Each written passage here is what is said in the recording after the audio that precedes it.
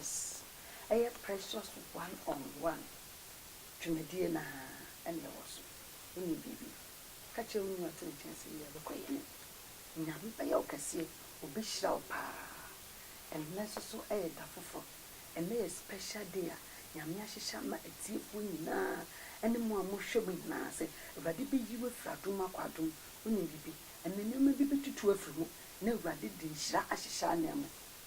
Mo Nyame nhyira wo sɛ wohwɛ me. Nkɔ baabi a yɛkɔ commercial break aba. Mo. Why are there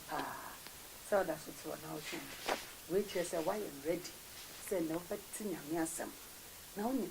me de Nyame asɛm bi brɛ na asɛm mu odu asɛm mu nti asɛ no so so de mu odu kakra nti me pɛsɛ na de wode waso fɛ me ba na wotie bibia asɛm a me de brɛ ona no ma to the obedience sutie se obi ye sutie a nneɛma ɛba n'abrabɔ so nhyira a onya mpo no woni sɛ yɛsua Nyame asɛm na yɛgyina so abɔ mpae na yɛnyɛ biribi afiri Nyame nkyɛn anaasɛ yɛsua Nyame asɛm na yɛabɔ abrabɔ kronkron na yɛnya heaven akɔ ɛda nkyɛn a sɛ woyɛ obi a woyɛ obedient woyɛ sutie a abrabɔ a wobɔ no ɛsi yie obiara nso so a ɔwɔ obedient spirit ɔwɔ sutie honhom a yɛde tie panyi asɛm no sɛ ne ba kɔ no ɔwɔ ahobrɛase nti ne Awurade bɛfa me so woni aba precious Mrs. Grace from Pompati Awurade bɛfa me so na wakasa kyerɛw ama ahobrɛase ne ɔdwo sonko aba wabrɛbɔ na woni bibi sɛ obi yɛ disobedient obi a ontie futu ontie obi asɛm ontie panyi asɛm baabi a waduro no ofi sɛ enough kyerɛ sɛ waduru akyire waduru mpɛmpɛnsuo bi a obiara ntimi nya no hwee no baabi a de n'abrabɔ kɔto Awurade nya ɔkɛseɛ na ɔmpagya wo mfiri adom nkɔ adom mu ɛnnɛ message na ɛbɛwie no na wankasa wahu sɛ Nyame asɛm ahyehyew ayɛ wo ma ama baabi a wɔ mantam a woteɛ no nkurɔfoɔ de wo suban ɛbɛtu wɔ mmɔmafo na wo ne biribi woyɛ abaaya na wonya aware ya obi bɛka sɛ ei akora yi ɔte mantam ha deɛ papa asɛm asi wei bɛyi yɛmfa no ma abaaya wo akora yi ho dwo otie futu otie mpanyimfo asɛm ɛbɛma wo din pa ɛbɛma wo animuonyam Bible say obedience is better than sacrifice obi a woyɛ sutie no ɛsan wo sutie a wowɔ no ɛboa wo ama wonya animuonyam ɛkyɛn obi a wakɔbɔ afɔre ɛme hyɛ paa asɛm a mɛka sa afa no ɛwɔ 1 Samuel chapter 2 verse 22 to 25 nkurɔfoɔ say message no ɔmo sɛ Mrs. woyi quotation into hɔ a yɛkan koraa emu ɛden nti no ma yɛ no short ama wo sɛ bɛyɛ a wokan a wɔmbrɛ mo a mogu so ma text message no Awurade nhyira wate na ka kyerɛ sɛ precious one-on-one yɛwɔ da bi wɔ hɔ a ɛyɛ saa hot seat ne ti wɔ no woa bɛba abɛtena so na afei wabisa question a wopɛ adeɛ a ɛkyerɛ w'adwen ne nyinaa ɛbɛbɔ ba nya abotire yɛhwɛ text message na ɛba na ɛtumi sɛ asɛm mu tie paa ɛtiefo Nyame nhyira mo a mohwɛ yɛ Nyame nhyira wate deɛ Awurade fa me so ɛyɛ ma wo no ɛbɛboa ma ɛyɛ a wotie a fa wo ma bɛtena ho ma wo ma mɛtena wo nkyɛn wo nananom nyinaa fa ɔmaka wo ho na asɛm no ɛbɛyɛ nhyira kɛse ama wo nsɛm ma ho wayɛ ade 1 Samuel chapter 2 verse 22 to 25 no Bible said na Onyankopɔn hyehyɛ mu mɛma nwura mfi sɛ mɛdi kan aka kyerɛ sɛ from the beginning no na Israelfo nko ana na Nyankopɔn atwi so ɔmo yɛ Nyame mma ɛyɛ Aaron asefoɔ no Moses ne Aaron asefoɔ no ɛhɔ asɛm na mba bɛka Bible sɛ Aaron asefoɔ no ɔmo na yɛ Levite na Levite family no ɔmo na yɛ high priest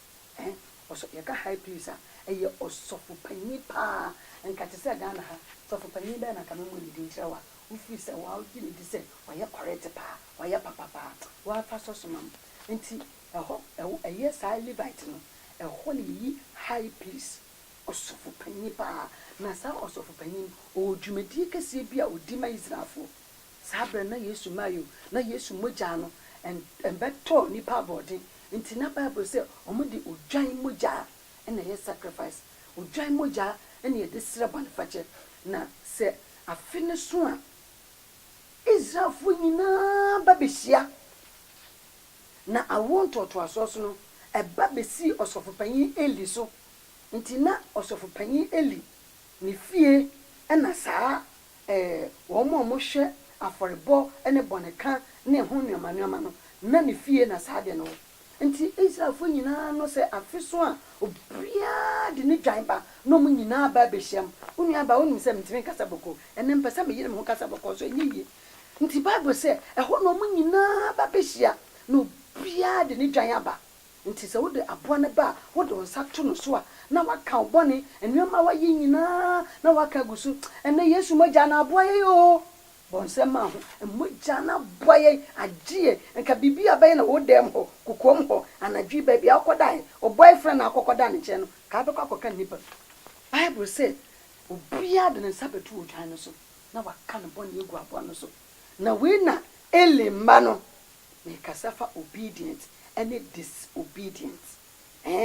sutie any asoden anase obi a ontie futu sankrofo mienu me pese ohun difference ewom na utuso baako ebebo apanka choose obedient and ebe ma waye kese nti Bible say so mo be hyemu wi a obi a de ne sato odwan no so na obi a kan boni agu abo no so na afi de panyin nu osofo panyin na oye high priest no na afi de ode aboa no ekokonkron bia ho na nya ho asem na me ba beka ekire me ba be chechire no sum yie pa akire na ye wie bibia na me twitwa so na enya no ho asem na meka no omo wie bibia na emoa aboa no odwan no ye kunu na ye twitwa no na ya noa na aboa no ewo part bi wo ho a enipa ni onyankopon makwan ema nipa ni sa part no ye de boafo de ema nyankopon ewo part bi so wo ho a ye di se oka Levite no ho nko ade a obetimi adibi nti Bible se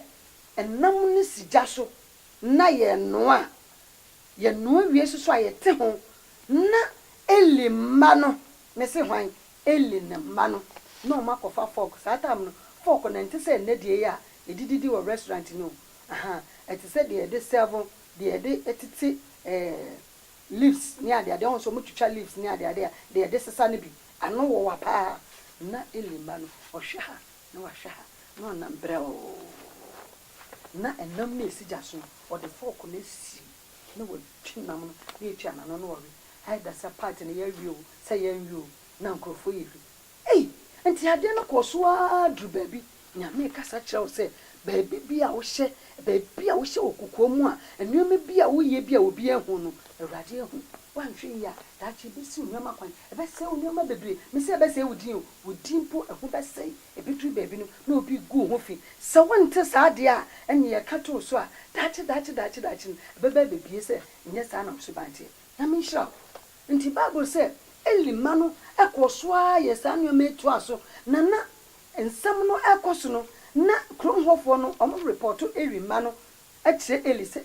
osofo panyi wo de se de usitie de ye hwe se de o mesi ye ya emwa ye o na wo mei ade o mo ye ni o na wo nim ade ba ko mo ye dangerous Bible say who say Israel man no eso kakra nti se bia me fan say the whole Ghana ye ba be ba afore e wo Kumase ana se nkran ya na che se takra de fo beba isimfo so beba sana na tie nti na ebinim a omu fire chichi ni nyina eba behia ho na Bible say emma na omu ho afe omu no so mo ba no mo de ya for body ba omu ba beda ma ade acha na elima no aye boko tutu ya na makoma ade bia wo ya wo hwe benkuru hwe nifa na tibuabu afo bia no aye boni chai menye da acha be se wudi ebe ku ho fi Bible say na elima no omu ne emma ya na omu ho afe omu na da nti na ekoso say nuama je say say abusua no na report no koma Eli na onim de Eli wasi mema so o se baba ba akope wa nya mane bi anu nti o baba ba ako o ma ne nko kitchen o ma ne mpra o ma ne nya hwe o se no ebedru baabi no onim aware ni so onim se de sika sache yeku panyimu kra no onim se de sika sache no nti ebedru baabi no na ho fe kama mpanyinfo mpo se wa ho ofe de obekọ but usuba de obeba nti abrabo a wo bọ no ebema okoduru baabi mpempenso bi a usuban de obesi fom asofo bebre suban boni ekuta omuti wo mo ankasa no adwuma no mo ye o enso mo ho gufi poto mo nyame hya me dase why ade se wutie wo ye nyame nipa na se nkoyi a asam na me kasam fe bi bobra na bebo wankasa mo amunti na urade asoma onua ba precious mrs ameguso amene okase bible say elevate na wa o say ye memba asem yi ade ya mo ye meti o reporting na meti ade na mo yesa aya kan be hu se ni nyina wo ade na mo yesa de mo ye de bekumi hu fi insese eli besole na wa sekire na ma no wa tia nkwala no ebuo bi kwa wa bo ma tia wo no eli kasa pecha ontini tu nkwala no fo obaketu a akwala ketu a wadi 9 years o ka chance trans na wa sore o baba na wa sore wa bisa ho se obenya 21 years na otimi tran se o baba ma no obedi 22 years no na otimi no gira ho o batan a o baba atimi no gira ho eyiya no ewo asafo compound house o batimi no gira compound house o kana oso aka hwe bibi yi ti oba no me ba me kasa kirewo eni mi tufu me ka kirewo se saa de na aba oso a obi akasa kirewo a wuntie ade a wo ye na mpanyifo tufu se de wo ye de daachi no emfa nhyiramro daachi de dimpone bebrew na wa memma wo meneso no wa ye dindindi na wa ye kuntan no se sha se eyi tofoma wo nyi obi aye abadi so so ogusu tie me asana me kacho ebeboa papa enti na wonu aba mase madaji se me ba da kasa kiro ama watini agira ye ama watini yi no ma bi afimu na watini adi nkunim me kasa fa obedient ho enti bible say afi de eli 90 antu nkwala ifu enkwala ya sei enkwala no ma nyina ya basa na woni bibi ma me cheche wade m kaka woni die enti a na nyankopon o twen ya mahana wa vow wa ma promise and son will be in your from na onyankopon ahwehwe obi because na elima no omune ye the right person e wo se nyankopon timi yi bi firi mu na opagya no na oye no kese o hye na nimnyam bi kura meka se ututu na mo tutu ye na ho kase yi a mu fie ho mo ye royal families mo di ade but we subainti no wo fa no mo tentrase no omo hwe omo timi se akonye ye de wotra so awanhwe abegu akonya no fi mo nyame hye se wutie ebeboa madachi no enimnyam ekutaw ewo mabusuam no etimi api nyame hye pa nti bible say nyankopon hye de ekoso elifie ho na o se no ewo se mianka se nyame mehwehwe obi a obetimi atena fie ha na watie mi awurade masam na matimi aye ne kese nti bible say na nyankopon de bia na hana kobọ mpaye but na nyankopon wo twen se hana obevaw anaso obema promise and son ode na bisade amano sometimes ya na nyame hia o se unsu betimi aye bibi nyame pese mpaye bi ho wutimi bo wutimi read bible no all right wuti ase kama woni mpaye bo pa wutimi ye fasting enne me kasa che o se ade bi ho a na de ban na nyankopon de ma na esombo sa esombo pa eye kase pa ube wo bo hye babi a ube wo promise child bi a nyankopon pese wo ye bibi ansa to na mo e wo bibi a wo ye mu na be ye mo nti bible say takro de hana tena so say Debbie am sorry am ko bomba ye enne de wasa me hye nyame bo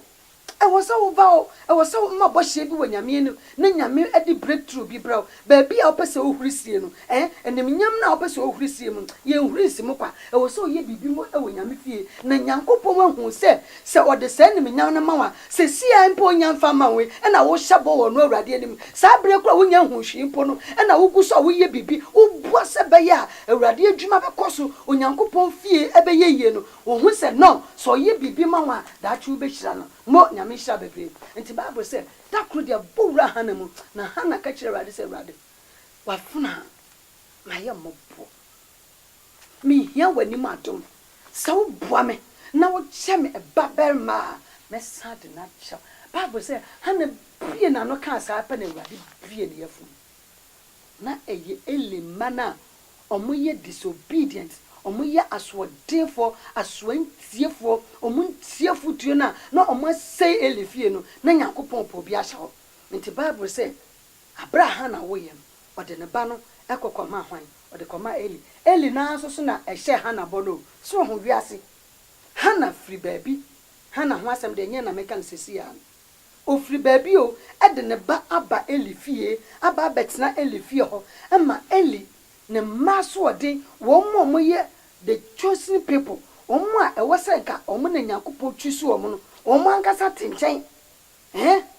omo tena nchen ama Nyankopon efa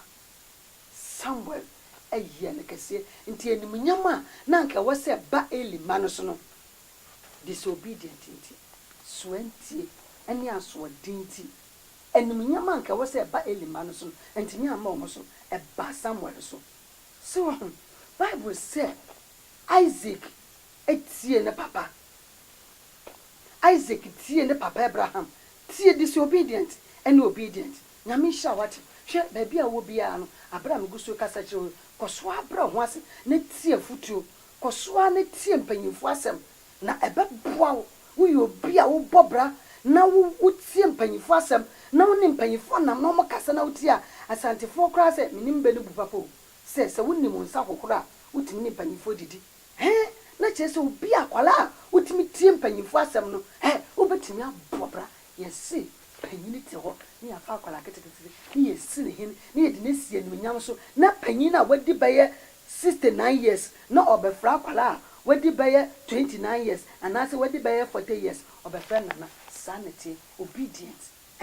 asutie obi a wo yesutie no ede wo tena komya kase so ede wo sie ni nyam so emma onoma koye emma bibia wo ye bia no ekoye ma nhira pawo so so wo sa so bibimpo na ade na asaya ese wo suba ba ene akoma pa okuta ene mpanyifo afutu awuti ene nyame asama wo de bo brent no besi ye mekuso amekasa no awurade ahode tumi kata wo so awurade ni nyamra wo so na bibia beso bia ye ma ensi ye wate Uni aba menum asema meka no uti aba boa ba ebe ma da chwo ko wanim ba bia ho susu se obeduro no onyame asema wutie na meka Eli ma ho asem kire obedient any disobedient ho asema meka no sa wo fa de bo bra wo bo ho se Eli mai o ma ngodu ba bia me mpese me end no ho na ahawa koma na mum bia mpese meka no se Samuel Onyankopon yi no esiesie no na enyama nke wo se ba Eli man so e ko Samuel so Bible say Isaac tie ne papa Isaac tie ne papa because na papa e de kan aka kire ne say hey Nyankopon se me yan ware amama mufu ma yan ware amama mufu nti se wo be hu pa wo kan Bible ko akira Bible say Abraham ankasa mpon o ware ni aba Isaac na ndi omukwaje aware ede ne bre no nti wodi asem etu ntirim nti Bible say abra oyesu tie na otie ne papa Abraham no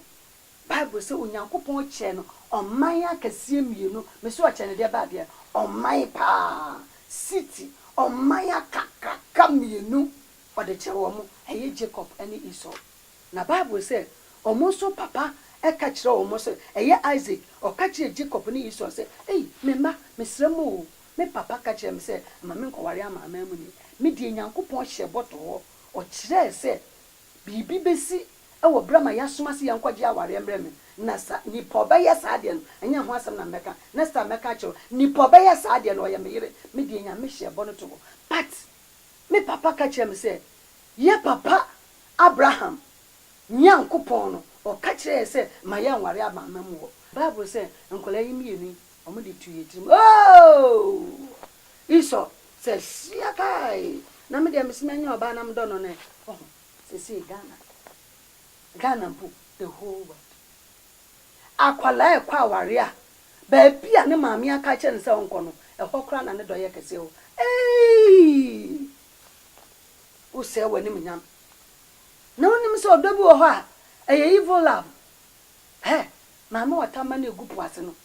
abosom mane ahohombone na ombugu asase so omukra na omba onchen a obedo na ma wankasa huntimi nkeka ho mesi o ma mesoma na wo girlfriend flow say hello Kweku where are you obo won say o ma mesoma na wasoma no atete afu wani so kra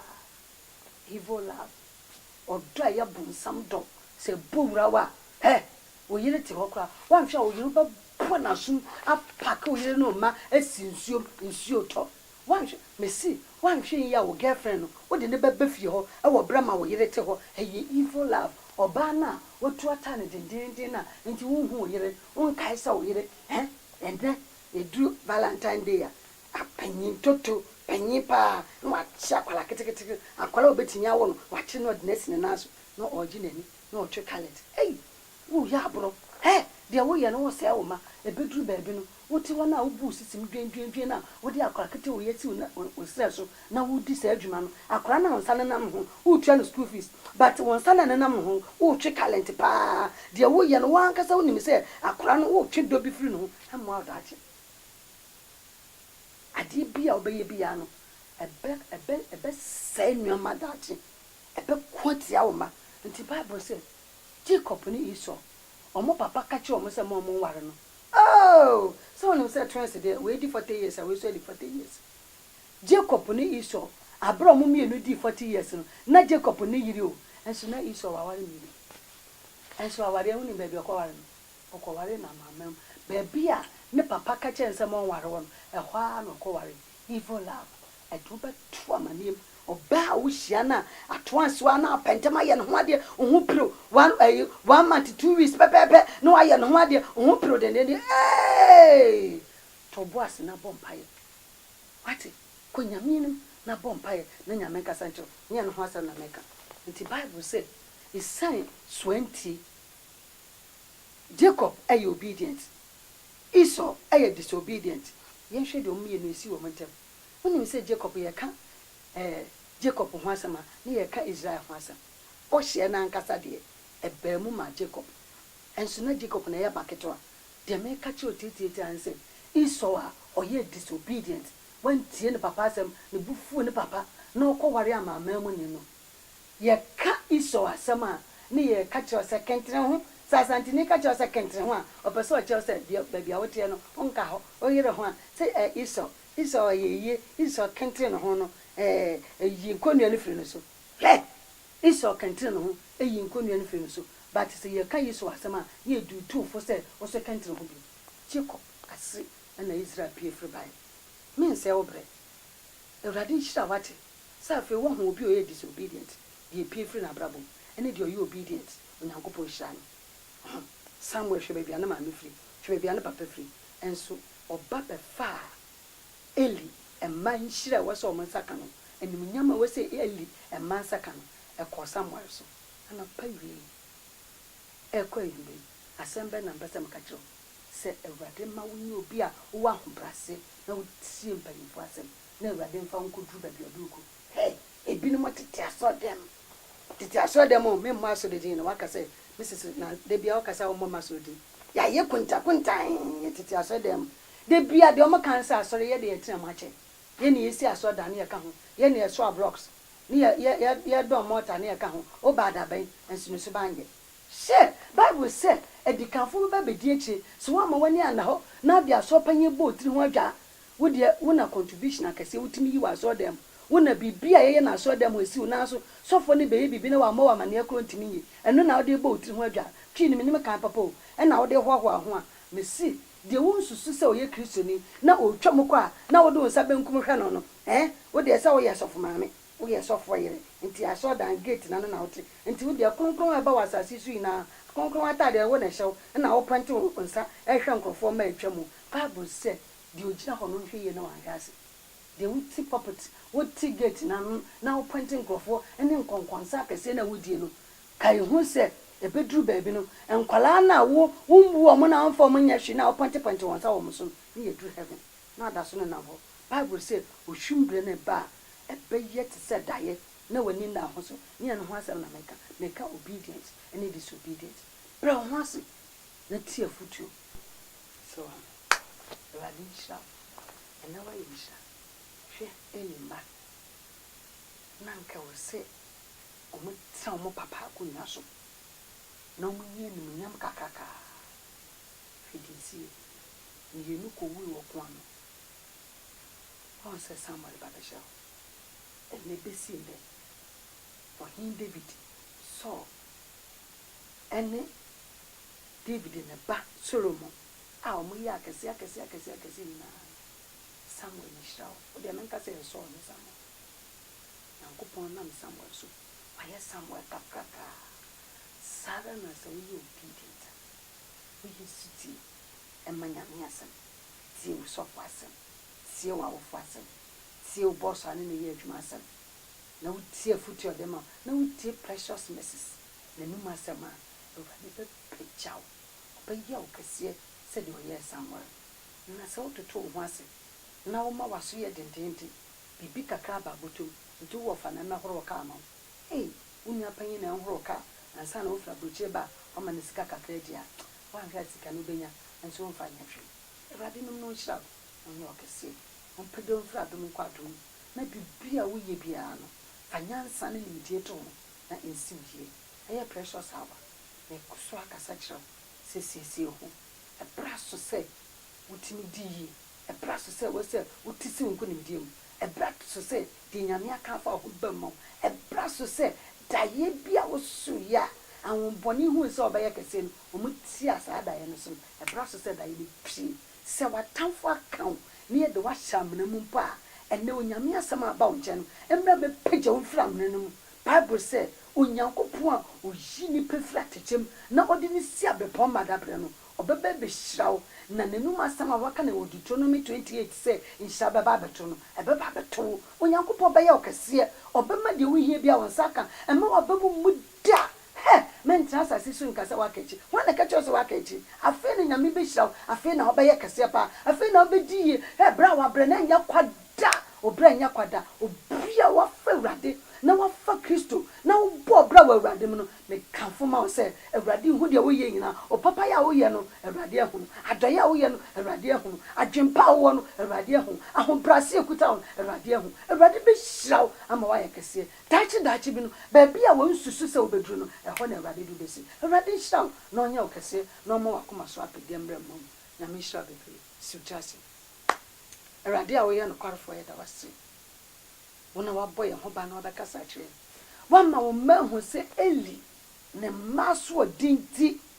enuma bebre hwere wo mo na pagya Samuel esan odwo ne ahobrase ene kasa wo tienti o pagya Samuel ene munum asam nya wo makese onum asam pagya wo ma sɛ asodin ne ahomaso ayiri obi so aye ahoma kyekye na ebra meguso ameka sɛ Awurade sane no na pagya ne fra asodin mu na fa nhyia guru so yi o mefra adom kwa adom no hyira o my Ghana na ensi ye ewo Yesu din